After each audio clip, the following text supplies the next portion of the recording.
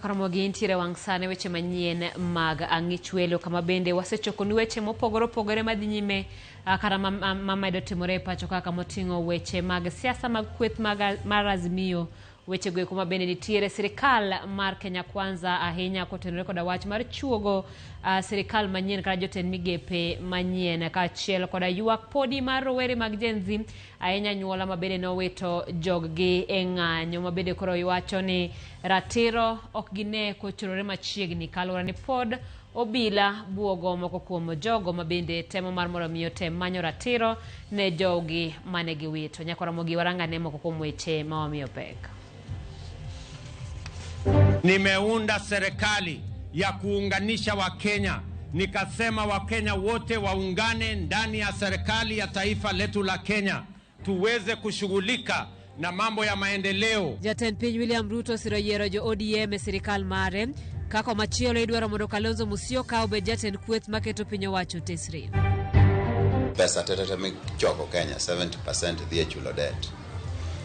Koro yudo ka mano e tich mokwongo ni ere kuma dhi yude bilion 150 mar tiyo e keto budget.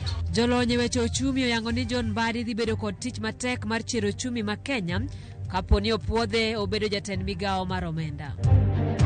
Kusema ukweli, ule askari alionekana si mara moja si mara mbili. Hata nyi watu wa media kuna mmoja wenu alianguka kwa mkono wake. Kwa nini waseme hakuna evidence ya kumshtaki mtu kama yule? Anyuola joma ne owito joggi e kinde ng'anyo ywago pek yudo ratiro kaluwore kod buok mibuogogo joneno.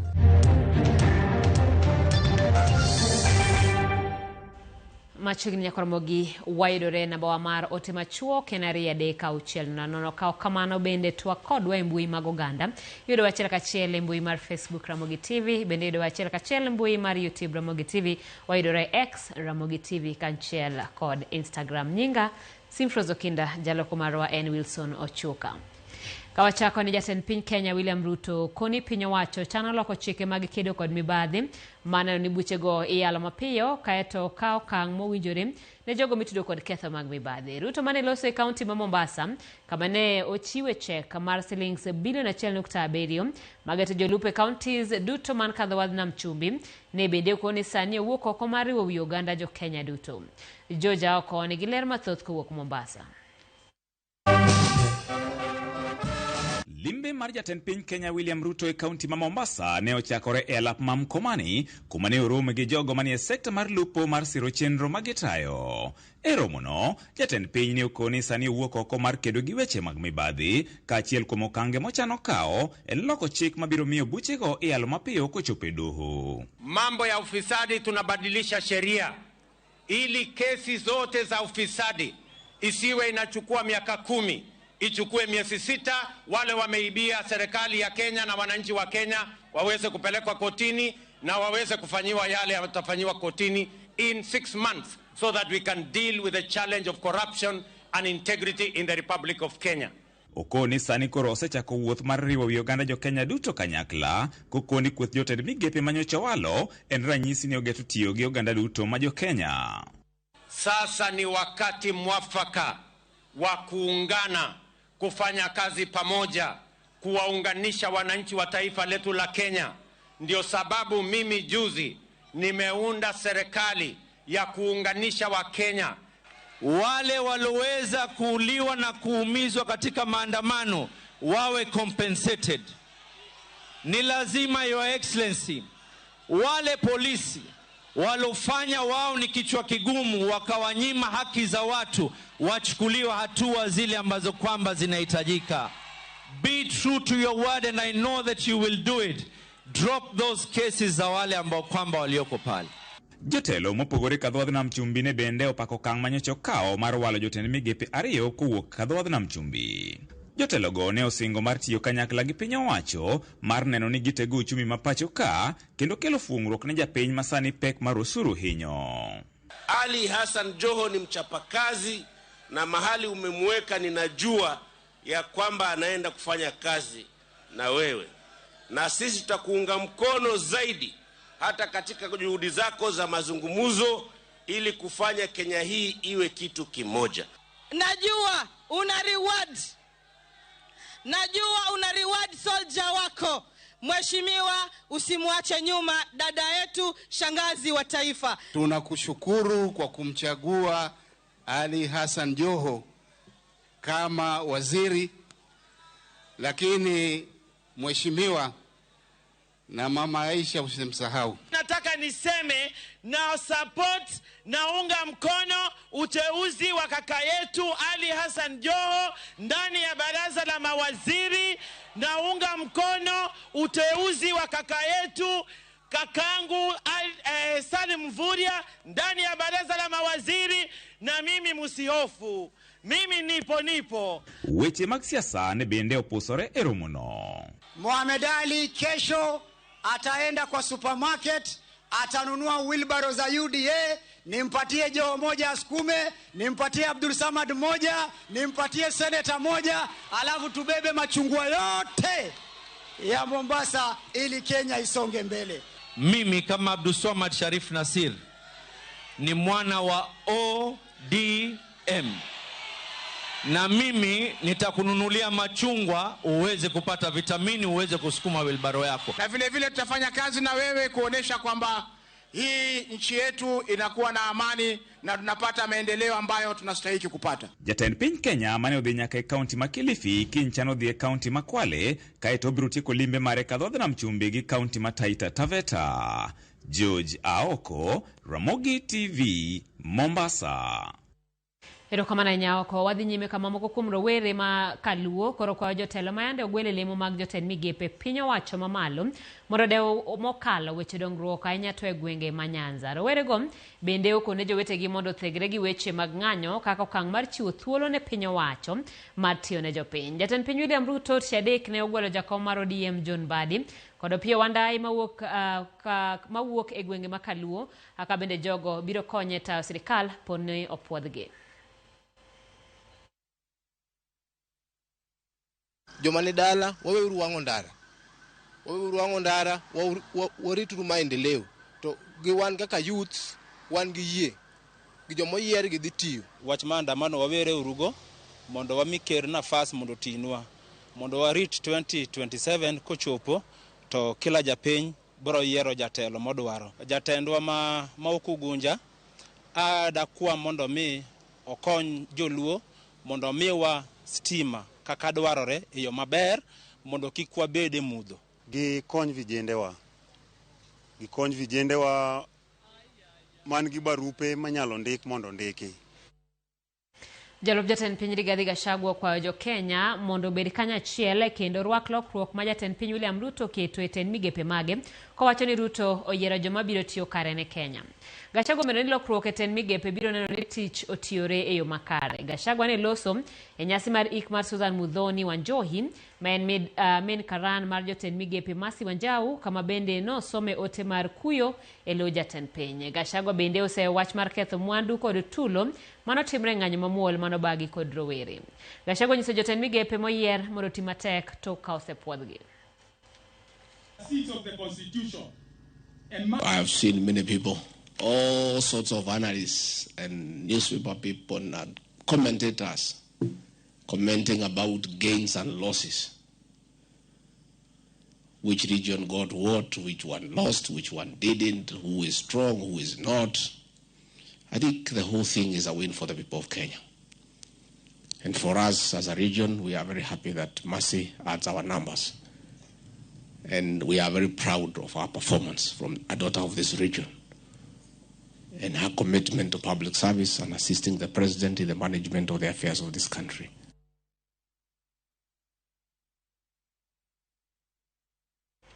Riwruok jopuonj mar NAT koro dwaro mondo sirikal ochop kare okang' mar ariyo mar meto mar osara e bwo winjruok manobed e kind jopuonj kod sirikal mano CBA mar higa mar 2021 nyaka 2025. Kao kamano to gibiro bago ng'anyo. NAT onyiso duol mochung' ne ndiko jopuonj TSC mondo duok omenda madi ng'ado e wi bajet jopuonj ma higa ni mondo chenro mar medo jopuonj osara odhi nyime. Kaloro kod wito oko paro mar chiko omenda ma higa ni, TSC nolando ng'eto mar bajet mar jopuonj ma higa ni, gino madhi neno ka thoth chenro mag jopuonj ok ochopo kare kamoting'o meto mar osara. the national government should live up to its promise of awarding teachers the second phase salary increment as stipulated in the amended 2021-2025 CBA. Teachers would not accept anything short of the second phase of the 2.5% to 9% salary increment awarded in 2023. Not therefore calls on Teacher Service Commission to use all means within its reach to ensure that agreement which is legal and still binding is honored through compelling the National Assembly to approve TSC 357 billion budget without amendment, failure to which the union will use all legal means within her disposal to ensure full compliance.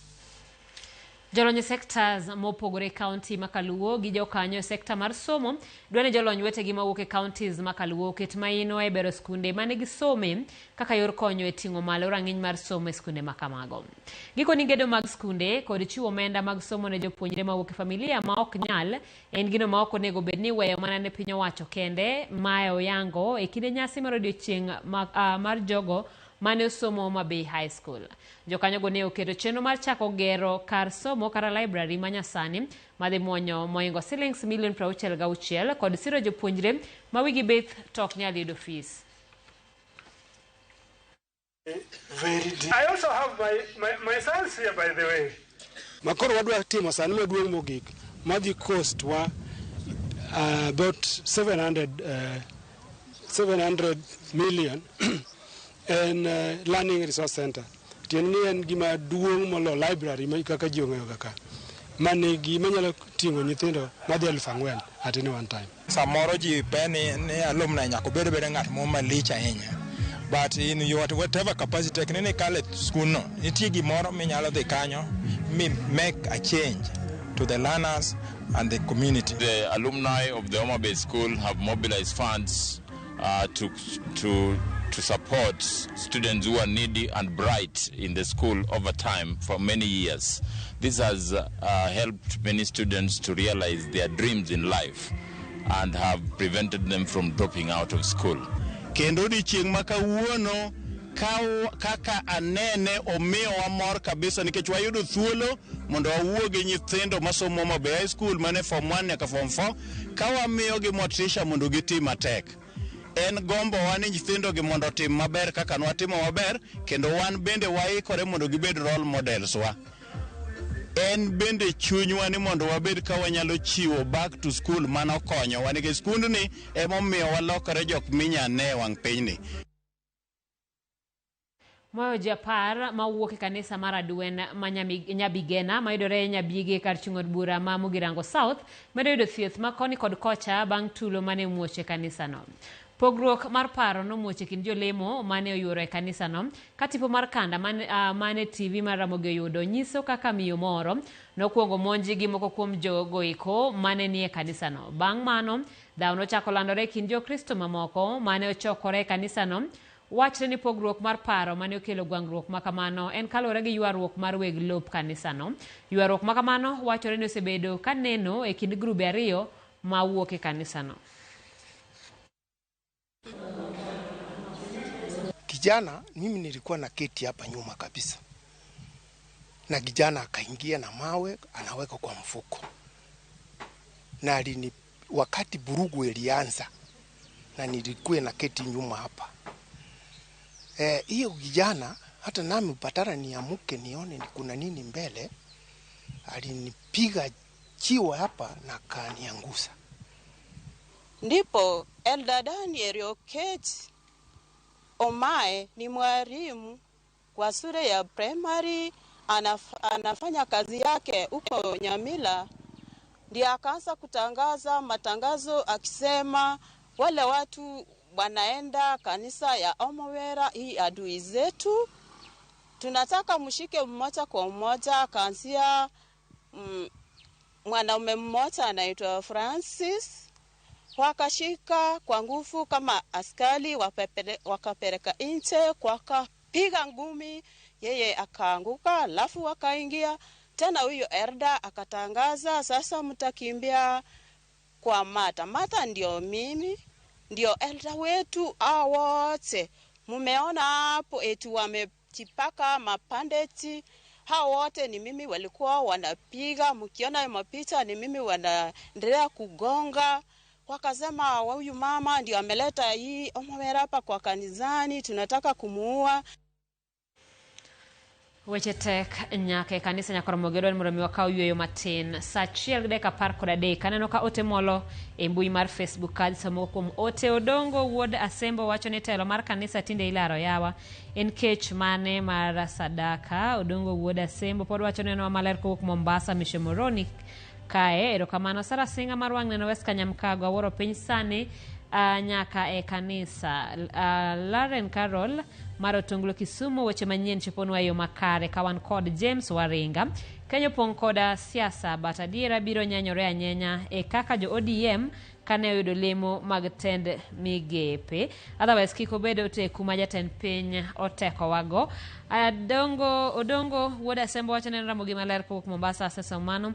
Monica Akumu asemolo kaka pile jaber kendo neno anani maler kawuok Dubai amor ka kelo no weche manyien e yo mong'ith kendo makare. To ada wacho ni sirikal nyaka bed gi mibadhi motia pe sirikal mar room kabisa mane kaka dongruok nyalo bede Kenya kato mogi kwa mi sirikal thuro matiyo na jopinyo chop singo mane wacho otherwise an kodi nyaka giko erokamano kanyo kabende Boniface wacho ni oneno wa maler ahinya. Jojo Mondi neno wa maler kainti Nairobi wakao yo machuok pod waiko ni weche mathoth kikidhi mabor.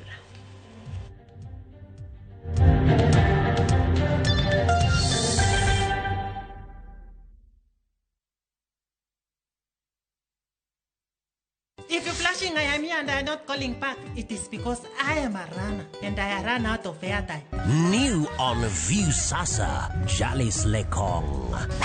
Due to public command, I come to real life now. A marathoner who can run through your ribs with his humorous lines. Even when I met my wife for the first time, I ran out of words, I ran out of breath, then I ran crazy for her.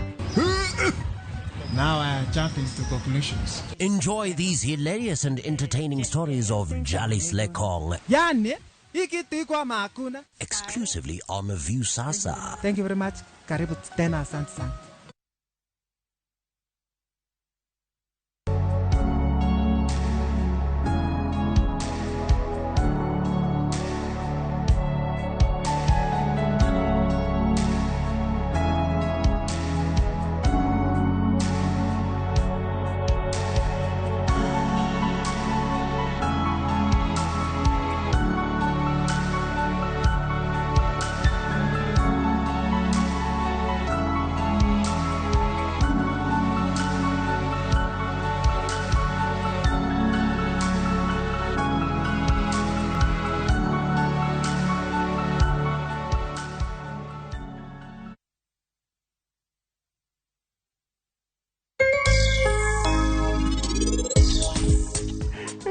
Sara Gabra aweni. Mungu ya Sara nimewacha hii kwa mikono yako, fanya ile kitu unafanya. Mungu ya Sara nimewacha. Ai, Nyasaye yakalaga muda.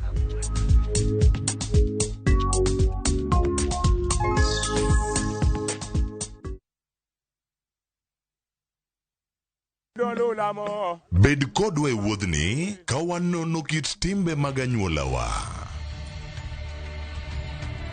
Oyundi no neni en winyo mayot. Sama no dhi chiemo, ng'ama ok ohero tich matek. Koro nyako ringi kodhi chiemo. Ema nomiyo chake kamano. Gin kido mamiyo wabedo kaka joluo, sigendni mopogore opogore mag dhoudi mag luo. Chiro ma kiti pando chira. Gini dwa chako ndeti mos. Okelo ni ahonda. Dil majony. Luweche mag luo mopogore opogore. Moro ka moro kuomgi nigi ranyisi mopogore opogore. Wuon magolo ng'ani ka wuongi watere wadhi gone dala. Koro atelo gi le to gi gweno. 111 Luchenro ni ngeso ka ngeso saa 1:45 otieno e Ramogi TV.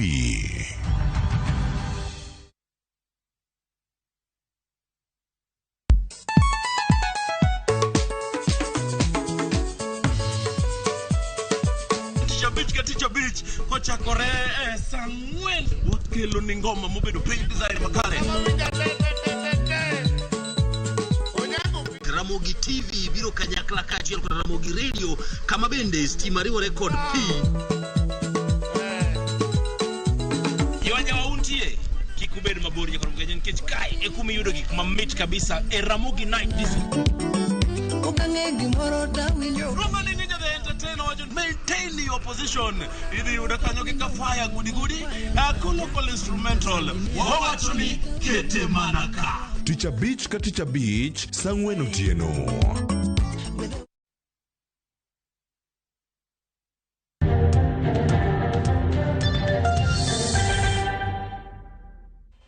En mon malani pod wadhi kod nyime chenro ni ka chenro mar chiwo thieth ne jotije kambi mar Raw Media Services mosebedo katimore kuom ndalo 4 ochopo e giko mare kawuono ka kwan mamalo mag jotije oneno jolony e chenro mopogore mag ngimagi. Jailieta achiel kuom jota nyasino miyowa mathoth. Yango jokanyo makonyo rito ngima mar obwongo kata wellness champions mag kambi mar Royal Media Services. Staff are not just workers. They are people with dreams, people with ambitions, people with great plans, and their wellness has to be looked at from a 360 degrees perspective. A lot of society does not understand or appreciate the pressure that comes with working in the media. We at RMS are currently rolling out, which is that of really entrenching wellness of individuals and the group as part of our strategic undertaking. Jotijegi emane konyo e tayo chenro mar thieth ni jotije RMS, thieth mane ochwal kod kuonde thieth mopogore moting'o ng'iyo chal ngima margi. It's actually a good day because we've got all this, it's like all the checkup under one roof. But the most important thing is the fact that we get to help our colleagues. It's a journey. It's said that mental health is a journey. Ber ka ng'ato ng'eyo chal mar dende, to chenro ma kawuono kelni en chenro maber nikech omiyo ing'eyo ni inyalo bedo ni ingima, iwinjo ka ingima, kata kamano kibiro e thieth tiyudo ni in gi tuoche moko matindo tindo. Koro aparo ni en chenro maber ma konyowa ng'eyo ni tuoche mage ma wan go e dendwa nikech king'iyo ichako gi pimo remo, ing'iyo chiemo michamo, idhi kuom daktari ma ng'iyo weche mag paro mar mangato nego de wiye. At least now I know my status and my health are in check. Achiel kuom pim mane itimo en mano marango chal mar ngima mar nyodo ne jotije ma joma mine kitiyo kod lony manyien kopogore kod machon mathoth mine ne neno pek dhiye. As Saba Lancet Kenya ne wabiro gi technology manyien miluongo ni HPV DNA test. HPV DNA test ni en test moro ma itimo gi self collection en a kit mitimo ka inemi collect on your own. Joma miyo obiro mang'eny, which means kata joma chuo man gi spouses gi be onego bi okel mondegi mondo tim test ni. Thuolo ni mar thieth bende nomako pi mar wang' la kanyakla kod nondo mar chal ngima kaluwore koda chiemo mowinjore. My advice is to ensure that the body water, the body muscle, the body protein is all taken care of. So as you're eating, make sure you're eating healthy. You have your vitamins in, you have your carbohydrates in, and as well as your proteins. We've had an amazing experience, very friendly staff. I hope the team is much better moving forward, and we hope next year will be better. Every one of us will take time in their health. You don't have to wait to come to a hospital to get your health checked. Do small tests even at home. To talk magi duto, jotije kod jochiw thieth oyudo gimoro matin malombo dhogi ka gitieko kod mashin mariyo del kaluwore koda tich matek magitimo e apisegi. E sama piende koro ibano, sama koro nyasi mar thieth ne jotije mag RMS ochope giko mare, en mana mor kod geno ni kembe mamoko pachoka kanyakla kod pinje maoko bende biro kawo chenro makamae mar ng'iyo kendo bero ngima jotijegi. Jailieta, Ramogi TV. Puoch kod pak ne tend RMS kuom deo ngima jotije yo machalo kamano. Wadhi nyime kama jolony weche mag uchumi e Thurka koro lero ni biro kao thuolo malach mondo jakom mar duond buch ODM John Mbadi mayande ogwel mondo biyo bed jatend migawo mar omenda oloko chumi ma Thurka e yo mowinjore. Mbadi en achiel kuom jotelo mayande pingo mokalo yore mane piny owacho geto tiyo godo mar juogo osuru e pacho ka. Jafwambo mar Eric Owenga ne owuoyo gi jolony kendo losonwa ripot machal kama. Tungni makae gi kacha e pacho ka jatend piny William Ruto yando kawo okang' mar kweyo lwasi mar siasa e Thurka kendo nochuno ni koro nyaka oti gi wasike mag siasa maneno kaka onyalo tayo Kenya. I've now forwarded the name of John Mbadi Ngongo to the Ministry of National Treasury and Economic Planning. Lando mar Ruto chadekni nonyuolo paro mopogore opogore kaluwore ni ng'anyo ma higani nojimbi mokalo kod pend chik mar omenda ma higani. John Mbadi nogwel mar mondo obi ota migawo mar omenda kama kinde duto wange ng'iyo. To en ang'o makoro rito Mbadi e migawo mare no ponono ni od bura mamalo biro puodhe? Ere kuma dhi yude bilion 150 mar tiyo e keto budget. Hedek mar ariyo ma Mbadi dhi bedogo en chulo gowi. Gop jo China mano tigo e gero SGR biro and bende en around 100 billion kanyo. To i gowi ni nitiere interest bende. Interest is 48 billion. Tungni mabende nochuno jatend piny William Ruto owit oko pend chikno mabende noriedo yo kaka piny owacho biro manyo omenda kuom jopiny kokalo osuru makonyo piny owacho e hik omenda ma 2024-2025. Jolony lero ni podi ok bi bedo mayot ne jatend migawo mar omenda mabiro. Koro there are things ma nyako tim in the next 30 days. Ntiere moko mbele ma nyako tim in the next 100 days. To ntiere moko ma you are looking at a whole year before you can say ni okay nitiere investments modonjo ira werni oyudo tich tax odok piny economy nanre no survive. Kata ka Mbadi donjo kawuono gik modhi timo ok onyal timo overnight. Nyaka gimi Mbadi muda. Gimomiyo nyaka gimi Mbadi muda en chalo kama. Number 1, finance bill madino obedo an act mochoko go pesa no timruok nade no golo ko tendi pod gi survive act ma 2023-2024. John Mbadi mana ka jotelo mamoko mag riwruok makwedo piny owacho yande ni ong'ala manyime e pingo yore ma piny owacho yande geto tiyo godo e manyo osuru kuom jopiny. To mondo Mbadi kik yudre tago maliet mana kaka ngire njuguna ndung'u ere kaka Mbadi biro chiedho. Kaka Mbadi odonjo nyaka hakikisha ni kiwuoyo about usuru wang'iyo ni how are we going to work with the rates. Tax rates kanyo nitie problem nikech kiketo rate mamalo e usuru mikawo iyudo ni value added tax affect ang'owa affect kaka wa produce mwandu Kenya ka. To income tax cha bende affect weg mwandu ma produce mwandu nikech nyaka ka higa urumo nyaka mi sirikal tax.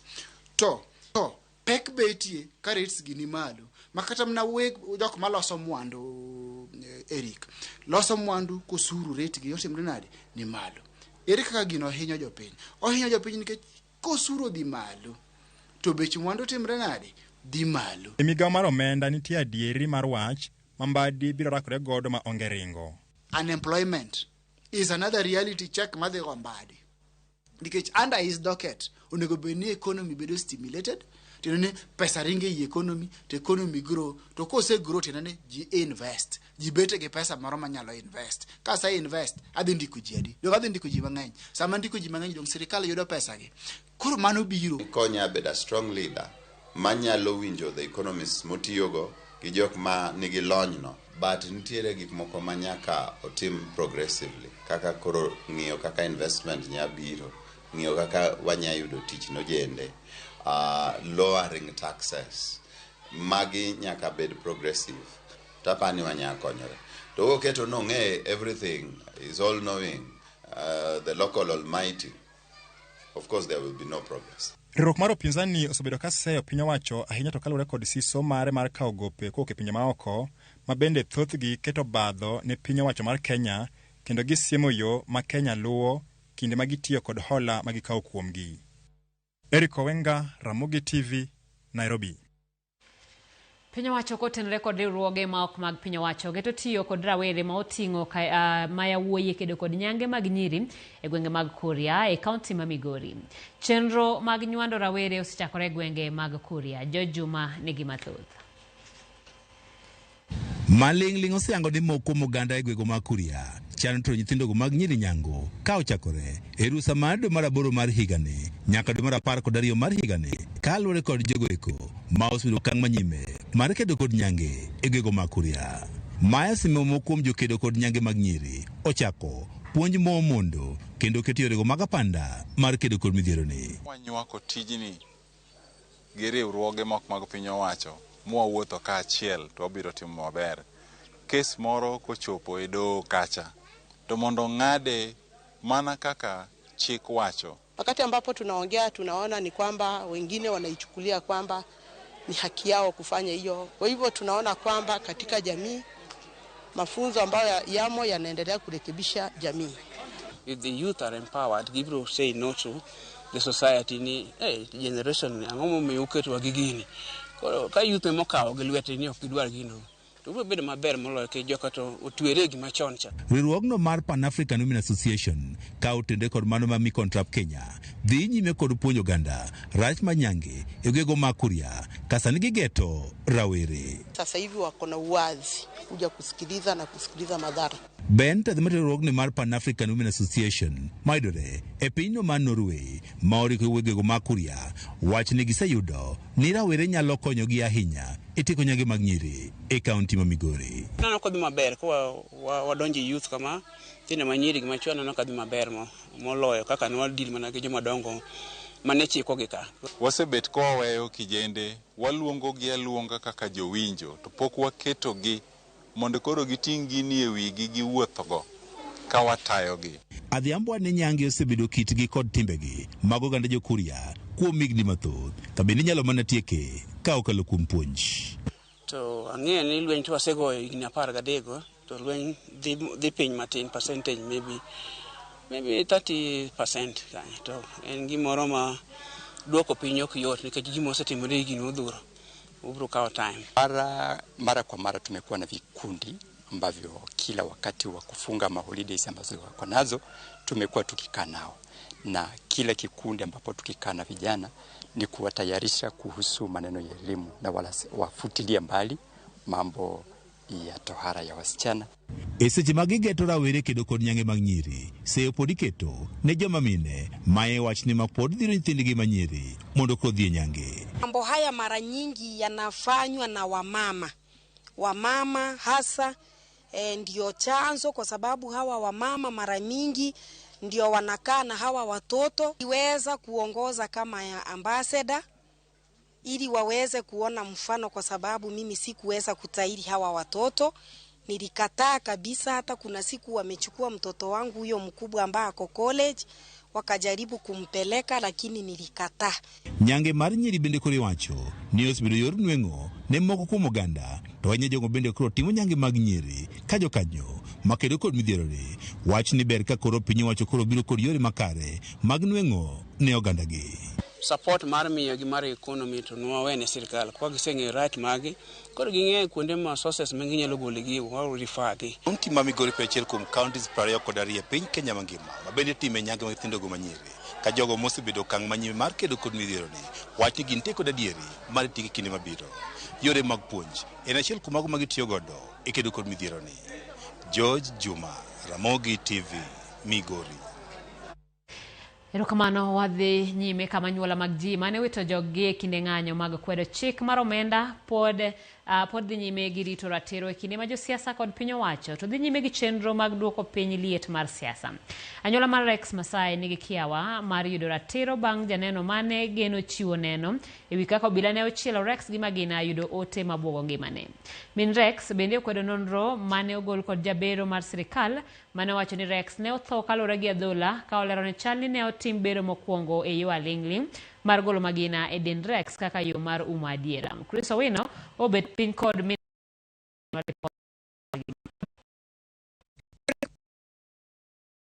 rowere mag Gen Z ne oweyo mbala e historia mar piny Kenya kuom bago ng'anyo mamuol maonge tudruok kod josiasa kod bayo kite. Kata odoko ni ng'anyo makamano ne opo e piny mangima, tarik 20 dwe mar auchiel ne oweyo mbala ma nyaka chieng' e chuny mama Jillian Munyao. Jillian Munyao leronwa kane oyudo buok maduong' e wi wach mar tho wuode makayo ma jahigni 29 Rex Masai e kinde ng'anyo mar kwedo chik mar omenda e Bore, Nairobi. Nilikuwa kazini, niko na kaduka kadogo hapo Kayole. Mwendo wa saa 1 nikapokea simu. Nikifikiria nikapata ni rafiki yake. Nikamza, George, mbona leo uko na simu ya Rex? So ile sauti ilitoka hiyo upande mwingine. Nikamwambia, "Mom, ni Rex." Nikamuuliza, ni mgonjwa? Hapana, si mgonjwa. Shida ni ati mama sijui utaichukuaje. So unajua kwa mzazi ushaingiza baridi tayari. Nikamuuliza, kuna shida ati ako wapi? Akakuwa na sita ile kuniambia. Sasa nikakuwa mkali, nikamwambia shida ni nini, niambie. Ati tulikuwa tumetoka job, tunaenda tao. So Rex ameshutiwa. Rex Masai ne magina ong'ado ngimane e yor apoya e kinde ng'anyo, kata odoko ne onge kod ligangla moro amora mane oting'o e lwete. Jumaandamano ya kwanza hakukuwa na wizi, hakukuwa na nini tena, hakukuwa rowdy vijana wengine wamekuja akakuwa. Alafu pale ameshutiwa, hakuna duka ati imeripotiwa ati ilikuwa imebomolewa. Hakuna mtu ameclaim ati aliibiwa na nini hiyo ati simu. Niliona hizo news nikachoka. Nikamwambia tu ni sawa. E twak mare kod Ramogi TV, mama Rex leronwa ni bang' chwalo wuode e od thieth, Rex ne ogamo muya mare mogik kaluwore kod bwasruok mar ler matero remo e obwongo bang' obila chielo bambe kod magina. Kabla tuone nikapigia mzee nikamwambia, nasikia Rex ameshutiwa town na ameaga tayari. Akaniuliza ako wapi, nikamwambia nakuja kwa nyumba na twende. Already alikuwa ametolewa pale alikuwa ameshutiwa. Kaenda kampata hapo chini kwa sakafu. Kauliza daktari, mtoto venye yuko hivi ameenda? Akaniambia, unaona hiyo damu yote imetoka kwa huyo mtoto wako. Amekufa juu mshipa wenye unapeleka damu kwa brain umepasuka. Kata odoko ni laktar ne oyango ni magina ne omoko e bamb Rex e kinde mane ochwale e od thieth, ne omako dhoge bang' jabero mar piny owacho rem yudo magina makamano, gino mane omiyo gichiwo nonro margi ni Rex ne otho kaluwore kod adhola. Kulikuwa na ka opening kwa left thigh. Nikamwambia aka kitu kadogo ndio kameua mtoto wangu. Akaniambia hapo ndio risasi imekwama, risasi konda ndani. Daktari mwenyewe akakuja akafinya. Akaniambia una hako kitu kagumu. Ndio risasi na tukubali kutoa. Because police already washafika hapa na wakachukua statement. Nikamuuliza sasa atazikwa nayo. Akaniambia hapana. Anafaa pelekwe mochari atolewe huko akifanywa postmortem. Kalore kode nitiere chich ewi report makamano ka uli kod nyalo bedo ne otimne Rex bero e yor alingling mar golo magina e bambe kaka yo mar umo adiera. So pale tukaandika risasi, daktari akaandika, mimi nilifikia ametuandikia mtoto ako na risasi kwa mwili. Aliandika ako na open wound. Min Rex bende nigi kiawa ka bende obiro yudo ratiro ewi tho mar wuode bang' rawera mane otero Rex e od thieth yudo ote mabwogo ngimane, okang' ma omiyo koro otamore mar dhi ndiko dhoge ka obila. Kuna ule angetoa ushahidi wale wenye walimbeba kumpeleka hospitali, but wanahofia maisha yao kulingana na serikali venye iko. Unapata mtu ako willing kutoa hiyo ushahidi, but anasema what next? Mimi ndio nitafutwe nitupwe, wanasema wanatupwa wapi? Kwenye hao wengine Kware, watupwe Kware wasipatikane. Magitimore bang' jatend jomin wach maduong' Renson Ingonga wacho ni chenro mar mako obila majendeke mane ochielo jong'anyo kod magina dhi bedo matek kaluwore kod onge mar joneno. Ingonga ne oyango ni kata odoko nitiere kanda mag video manyiso ka Rex ne otho e chuny boma ma Nairobi. Picha makamano mirimiri ma ok nyal yango obila mane ochiele kod magina gino ma min Rex okwedo. E kinde ni ma jo siasa dhi nyime kod keto chenro mopie mar duoko piny liet mar siasa e pacho kae, anyuola mag rowere mohewo 50 mane owito ngimagi e chenro mag ng'anyo mar kelo lokruok e pacho kae to pod kuomgi omoko e rot e chenro margi mar yudo ratiro. Makelo penjo to bende anyuola gi biro yudo ratiro margi, to en ang'o ma onego tim mar miyo gi ratiro. Chris Owino, Ramogi TV, Karen, Nairobi. Doma Milimani oweyo thuolo jaked ne ratich oganda Boniface Mwangi kod joma moko 4 gi rambun mar Sh20,000. Dono nokwedo medo dino negi kuom ndalo 21 kaka ni dwaro kod obila matimo nonro. Do yango ni buchegi ibiro winji tarik 16 mar dwe manyien. Ne omag odiochieng' manyoro kinde ng'anyo mamuol ka gitemo rapar kata ka gitimo rapar joma ne ochiel gi magina tarik 25 dwe mokalo. Minachiel kuom jong'anyo mane ochiel gi magina e kindeno nowe thuolo ma ok omakne bura moro amora.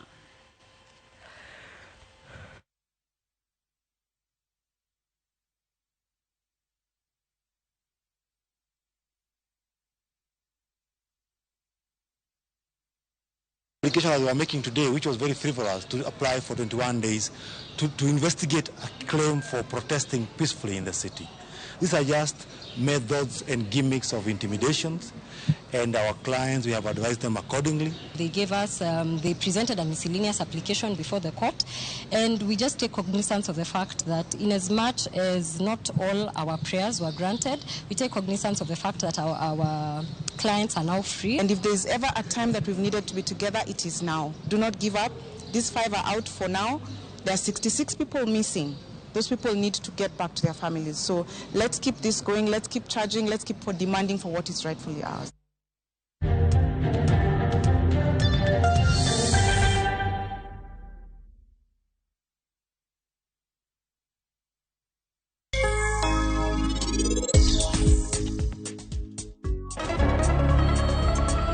Ankanyi. Winja. Sud mabor. Kawuono en 2021. Mama oduogo. En oparo gimoro amora.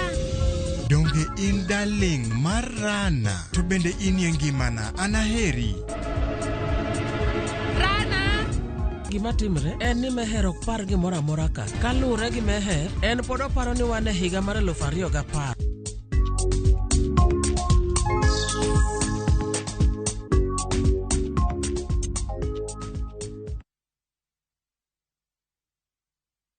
Waswahili husema eti haraka haraka ina baraka. Lakini kile mimi najua, ukisiliki sana utapata top layer imeenda nani. Ndio maana mimi husema mapema ndio best Kama unachapa biz, raukia ngware, sababu mapema ndio best Kama unasafiri, toka ngware nani, sababu mapema ndio best. Kama umeitwa job mali, usisleki, piga pamba nani, jipange, uchangamke mapema, sababu mapema ndio best. Keep this in your mind mapema ndio best. Ati nimesema nini? Mapema ndio best. Mapema ndio best.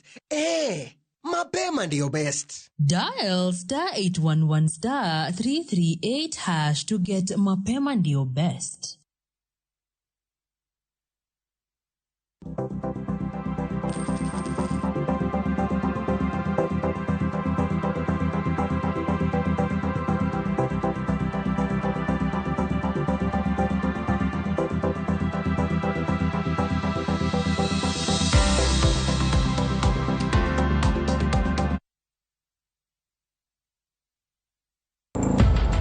Wuoth mar miyo achiel ibiro ket e bwo tem.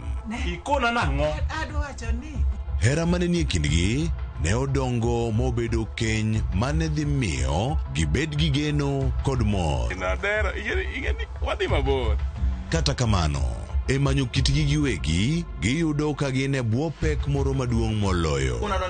Lerna adieri mar lero wach. Adiera mane? Fweny teko mar hera, nano kod tiend adiera mar ngima joot. Ne nyathi Kimirwa e Winam Cinema, Jumapil, saa 2:15 otieno kod saa 4 otieno.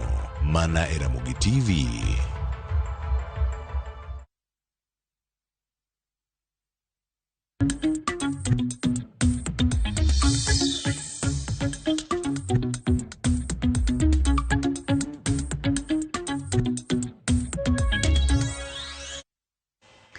Duol mochung' ne weche limbe pachoka kokalo kuom Director General mar Ginoba Talama kod jokanyo mamoko e sektano okwayo johala mar Airbnb mondo ondikre kodgi matiyo kanyakla e neno kaka inyalo ber ohalano kokalo kuom miyogi tiegruok mowinjore. Magi ne owachi nyasi mar chiwo mich ne jokanyo e sektano mawuok e alwora mar Nyanza kod Imbo mar Kenya e kaunti ma Kisumu.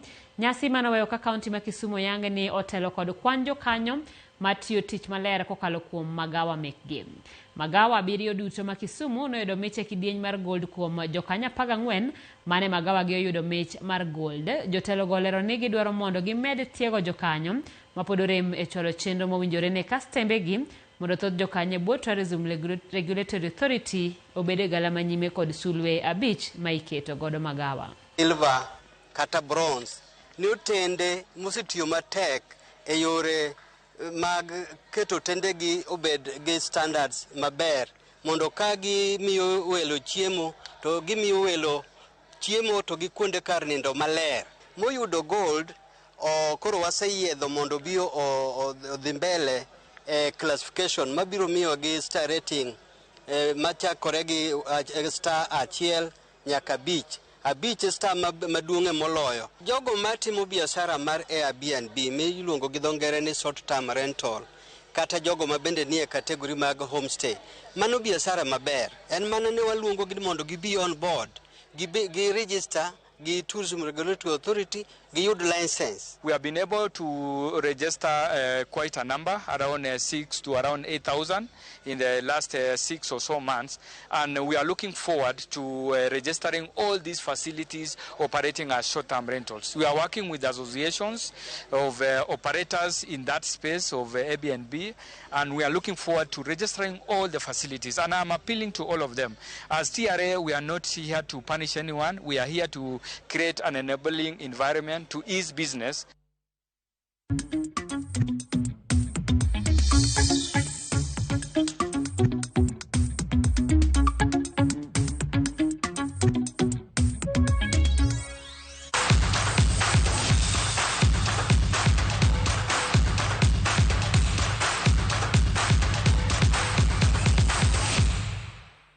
E paw tuke ni japuonj maduong' mar skund sekondar ma Highway magine joloch mar adhula mag skunde Nairobi Irungu Ndwati okwede mokalo kang' ma skunde moko osebedo katiyogo gi jopuonjre ma hikgi ni malo e tuke mag sikunde. Ndwati wacho ni timo kamano ok bi konyo nyithindogo e kinde mabiro. Kochiwo ranyisi mar tuke mag Euro kama rawera ma jahigni 16 notugo morieny mokalo. Ndwati wacho ni gin kaka Highway gigeto mar bero kendo nyayo talanta mag rowere maraga kolero ni gibiro medo siro tuke makamago mar neno ne jopuonjre oyudo konyruok kokalo e adhula.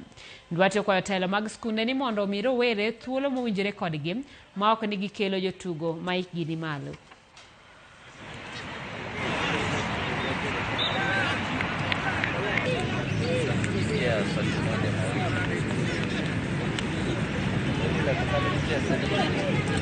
Age cheating is disheartening, because we have these games for the youngsters at their age. When you look at the recent Euro competition, we had a young man who is 16 years old, who is playing in the Euros and winning and going on to make a lot of money. Yet we have people bringing 25-year-olds to come and compete against these youngsters. And that is very, very disheartening. I do not know, I will not understand what motivates people to bring older people to come and play. Because even if you win this championship and get a trophy, it doesn't really help me as a principal. It doesn't help the people who are going to be playing because they're already past the age of playing. Tim mar Kenya manie tuke mag Olimpike boma ma Paris okwa mondo ket mijing'e tuke gi madhi nyime gi sani. Betre mar Kenya piny Ufaransa nobago nyasi mar migago ne jotugo mag Kenya go. Moko kuom jotugo manoyure nyasi makamano gin kaachiel gi jong'wech volleyball e kind mamoko. Nyasi no noyure kod